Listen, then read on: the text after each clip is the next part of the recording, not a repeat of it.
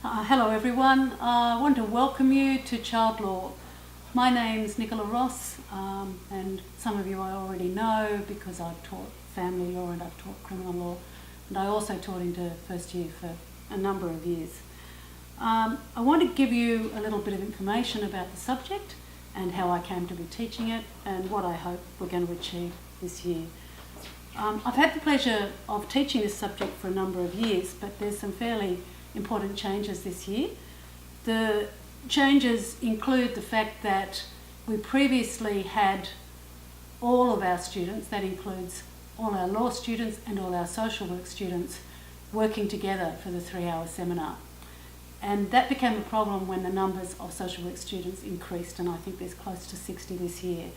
So for the last couple of years, I'd actually asked for the classes to be separated, but for a variety of reasons, that wasn't possible. And this is the first year where we've been able to have 2 coordinators, one for the laws, child law side, and one for the LEGL social work side. And we'll be coming together for interdisciplinary classes 4 times in the semester, in week 2, in week 4, in week 6, and in week 9. We'll also be doing an interdisciplinary project or assessment, and there's more information about that on Blackboard. But basically what you need to know is that you will be working with social work students on that assessment. It's worth 25% of your mark, and it's a great opportunity to engage in interprofessional collaboration with people from another discipline, and often this assessment is a very creative assessment and very much enjoyed by students, so I hope it will be by you as well. So as you can see, child law is an interdisciplinary course, and we've made those changes because the numbers of students became very large and it was very hard to manage. When we do the interdisciplinary classes, we'll be travelling to the other side of the campus, to the Hunter Building, to HE10, and I'll talk to you a bit more about that in the first week of the semester and tell you how to get to that particular class. So a little bit about me. I've got a background both in law and in social work, and my primary research area is in the area of children and the law. So I'm particularly interested in the ways in which children are able to participate in decisions that are made about them, and particularly in the way they participate through the use of lawyers for children, be they direct lawyers who operate on the instructions of children, or be they best interest lawyers who are bound to operate in terms of their representation on what they perceive to be the best interests of children. A little bit about my research, just a little bit. It was about children's lawyers and how they understood children's participation in legal proceedings through them, and that was in the area of family law, in child protection law, and in criminal law. I wanted to mention that my colleague who is teaching the social work students child law this year is somebody who I'm currently doing research with. Her name is Lou Johnston, and she's a very experienced social work practitioner and academic. So together we're hoping that you'll have a very enjoyable experience in this subject this year, and that it's going to be very practical and helpful for you in your future career. So I wanted to talk a little bit about the themes in the subject. First of all, children's human and legal rights under international and domestic law in the topic areas of family law, crime and child protection. So that's the first theme. The second theme is how the law perceives children and young people and how it supports them to participate, and sometimes not to participate, in legal processes when decisions are made about them. And finally, how interprofessional collaboration between lawyers, social workers and other professionals in professional practice impacts on children and the realisation of their rights. So let's look a little bit at class times and attendance. There are 3 hours once a week on a Wednesday morning from 9 to 12, and you really need to aim to get to all, or at least most of the classes in order to do well in this subject. I've mentioned the 4 interdisciplinary seminars in weeks 2, 4, 6 and 9. You must make those classes. There is teamwork involved. We'll be allocating you into teams very early, and there'll be time in those classes for the teams to do work on the interdisciplinary assessment. There is set reading and exercise, and I'm putting up pretty well all the materials I'll be using in class, but my expectation is that you will have looked at those materials and you will have done the reading before we start to work in class, because we've got a lot to cover. And my idea is that we use the class time for active learning, not for learning you can do outside of the class. I think that allows you to negotiate the content that is there, and it's very specific in this subject, and to ask questions and deepen your understanding of any issues that might be more difficult in that class time. So the seminars introduce you to the substantive laws, and they support your assessments in the subject and in the team project.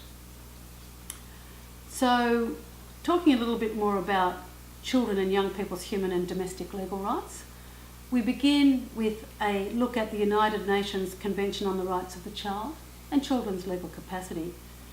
We look in more depth at how children are impacted under the Family Law Act, Children Criminal Proceedings Act, and the Children and Young Persons Care and Protection Acts.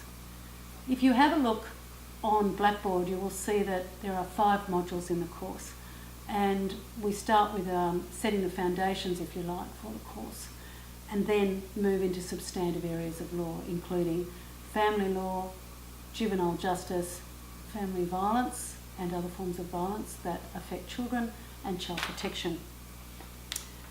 The second theme of children's participation, it basically allows us to think critically about how the law thinks about children and young people in different jurisdictions, and how the work of professionals can support or inhibit children and young people's participation in legal processes. So this includes a look at theories about children that emphasise their strengths and the active contribution they make to their lives, rather than starting from the point that children are always vulnerable dependents without the capacity to contribute to decisions that are made about their lives. And finally, in terms of interprofessional collaboration, I've mentioned that there's a team project worth 25% that requires you to develop a module in a course for child legal representatives or advocates. We're going to call this the team project. I'll give you a little bit of information here, but all of this is provided in a more detailed form on Blackboard. So students will be actively involved in teams from very early in the semester, and will upload, for instance, information to their team sites about their background, interest and experience in working with children and young people. So social work students have at this stage done some placement experience, and much of their placement experience will be in areas that involve families and children, and is undoubtedly likely to be valuable. And likewise, you as law students, some of you will be practice students who basically already have experience of placement, and others will have experience of work that is valuable to thinking about children and the law. So teams will have 4 meetings in those interdisciplinary class times, and they can also meet outside of class to work on and finalise their projects. They'll form a team contract and a plan for the team projects, and the coordinators will mark the team project, and the students will moderate that mark through the use of Spark. So Spark is basically a peer assessment tool that allows people in groups to assess their own contribution and the contribution of other students to the final work. If a student doesn't contribute very much, then it's likely that their peers would moderate that mark that they are all given down, and they would receive less marks than the presentation received. Occasionally, if students don't contribute very much at all, then they will be asked to step out of the group, and I'll set them separate assessment from the group for that 25%, but that doesn't happen very often, only in extreme cases. Just something that I think is important about the team project. There's a lot to learn in child law, but I think that the most transformational and useful learning is actually in the context of the team project, and how you work with people from different disciplines with different knowledge, values and backgrounds. And I hope you'll take that away from this class into your work in the future. Most students really enjoy the work that they do in teams, and most acknowledge that the more you put in, the more you get back. Some other teaching devices in the project, and this year for the first time we're working with one of the new enhanced teaching spaces, so I've got some things to learn about that, and no doubt you'll help me in learning about that. So we're in SRG 09. The other teaching devices I use are a hypothetical family case study, which helps you to explore interdisciplinary responses to legal issues that arise in families with children.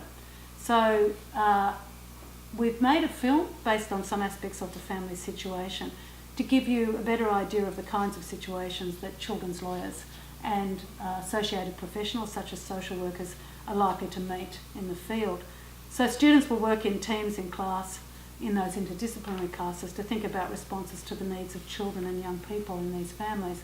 And we will also be using those film clips to build our knowledge and skills of the law and of legal processes in other classes, in the classes which aren't interdisciplinary.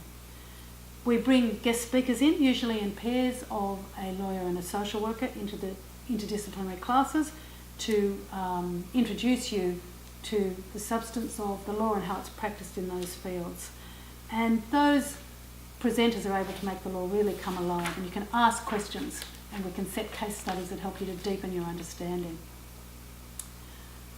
Okay, so the other two assessments for your information, or the other three assessments, you're required to write two advices, one on either family law or criminal law, juvenile justice law. You can make a choice about which of those first written advices you do. And secondly, everybody writes a child protection advice. And I provide you with a problem scenario upon which you write that advice.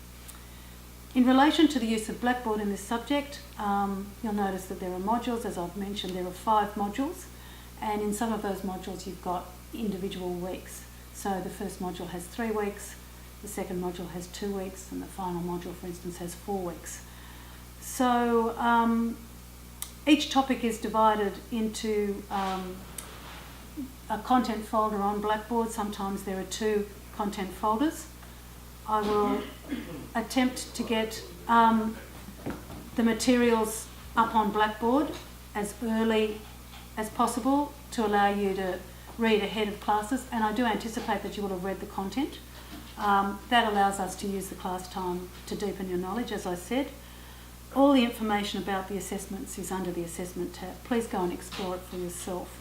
I will put up a discussion board, and I would encourage you to either email me with questions, which I will then put up anonymously with my answer, or alternatively, you can ask me questions in class, but please limit that. It's probably going to be easier this year. It was very hard with 90 students previously. I enjoy teaching child law, and I hope you'll all enjoy it as well. This is a growing area of interest to a lot of practitioners out in the field. The course is unique in Australia, particularly because of its interdisciplinary aspect. And yeah, I hope you'll enjoy it to the same extent that I do. Thanks very much.